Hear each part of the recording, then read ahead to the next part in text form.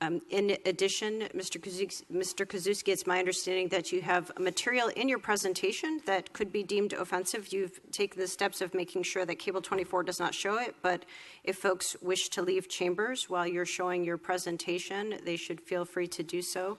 Otherwise, you may proceed. Your slides will be shown only within council chambers. Thank you. This is a council report. I request that City TV not show my slides today. Let's start with Sherry Leitner. Literally dozens of meeting requests in person, in writing, via email, and by phone, and not one meeting in 8 years. Very low marks for Councilmember Leitner.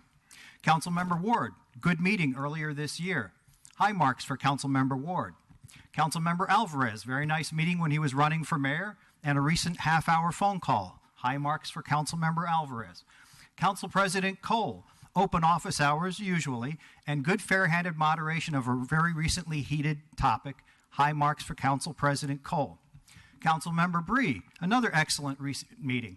Councilmember Bree came up with a creative solution to a problem that I hadn't, or a solution that I hadn't thought of in 10 years. And we may have to work to see it through, but I hope if you're willing, we can do that. High marks for Councilmember Bree.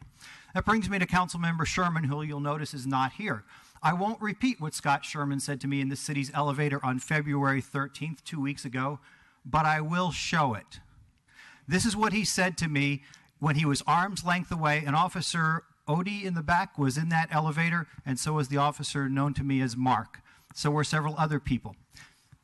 This has no business being said anywhere.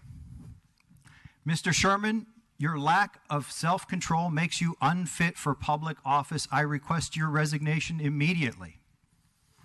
Very low marks for Councilmember Sherman.